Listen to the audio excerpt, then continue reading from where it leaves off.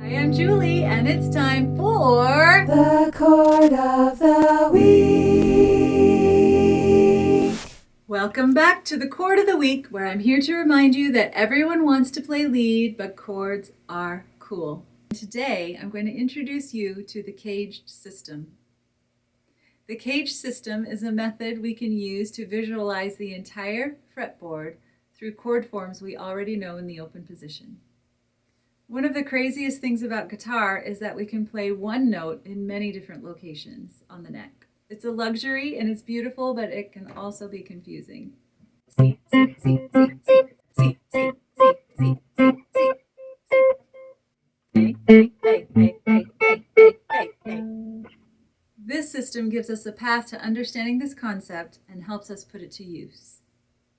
The first step to learning the CAGED system is to know 5 chords in the open position: C, A, G, E, D. If you don't know these chords yet, I suggest you go back and check out 5 of my Chord of the Week videos. I just released them all as a bundle. Look for C, A, G, E, D. What are the benefits to the CAGED system?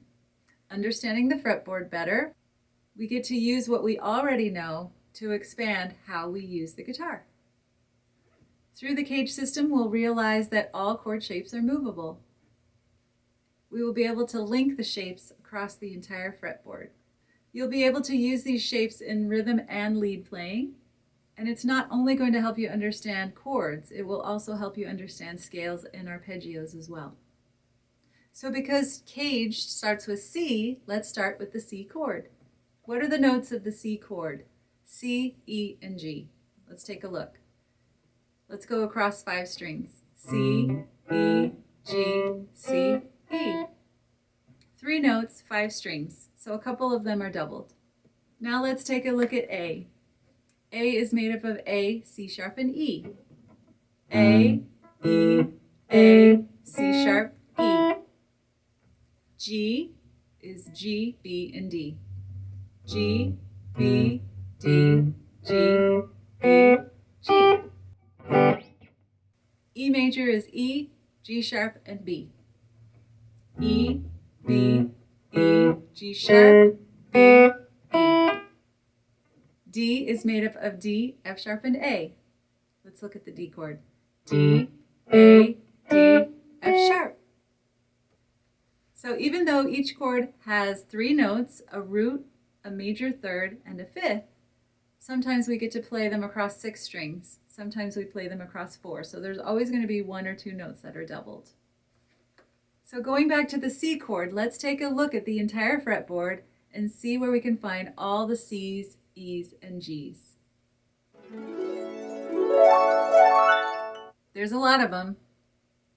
Okay, let's look at all the C's, E's, and G's in frets 1 through 3.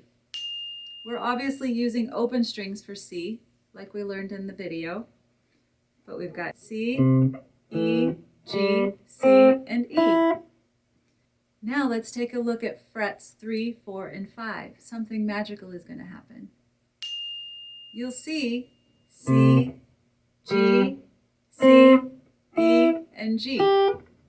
But this shape, even though we're playing C, looks a lot like the shape we played for A in the open position.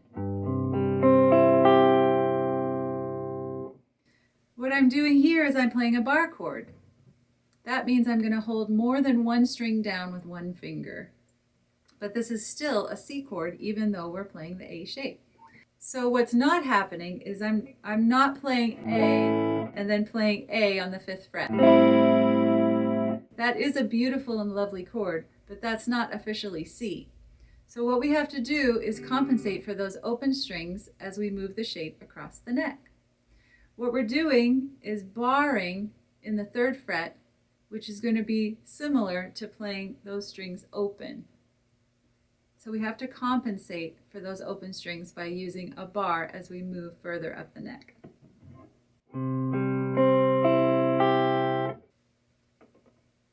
Okay, so as we move up the neck with our C notes, the next shape we will find will be G.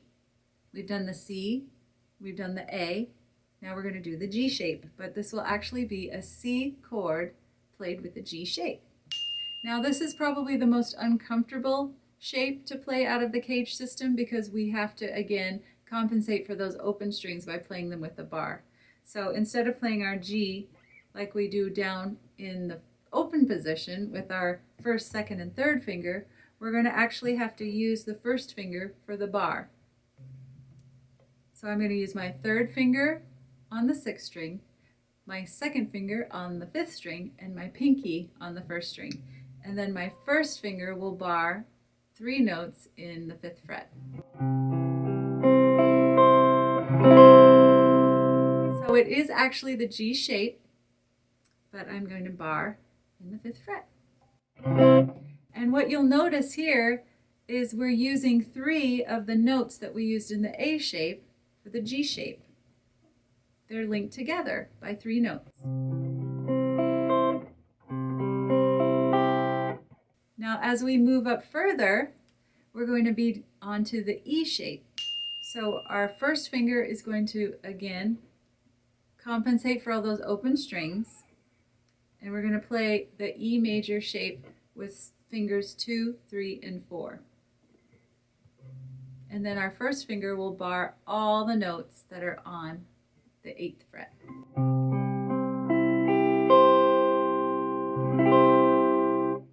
So as you can see, there are 2 notes in common from the G shape to the E shape. And they are 2 notes that are on the E strings.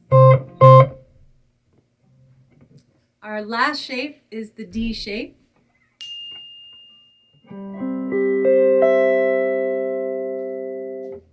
So again, we're going to compensate for those open strings with our first finger. But we don't have to bar the D shape unless you want to play the 5th string as well. You only have to play 4 notes for this shape. Okay, so guess what happens after we get through the D shape? We just start over again with the C, because this is actually the octave fingering for the C major. And we do have to play the bar chord again to compensate for the open strings. We could play it with those open strings, but just keep in mind that to keep the shapes consistent, you'll want to play that with the bar. All right, I hope you found that super exciting like I did. So now what happens if we play it on the A? What comes after A? G. So our G shape will be the next shape if we want to play A in the G form. So there's 2 ways you can figure these out. You can take a fingerboard and map out all the notes like we did with the C. You can just put all the C's and the E's and the G's, and then you'll have a visual representation. But the easiest way is to just know where the root is for each chord. Like when we play our open A, the root is the A on the 5th string. So every time we play that shape, wherever we bar, that is going to be the root of the chord. So when we played the C bar chord in the A shape, our root was actually on the 5th string, 3rd fret. In the open positions, our root is the open string. So let's look for the next A, and that would be for the G form of A, we're going to find our root on the 5th fret of the 6th string.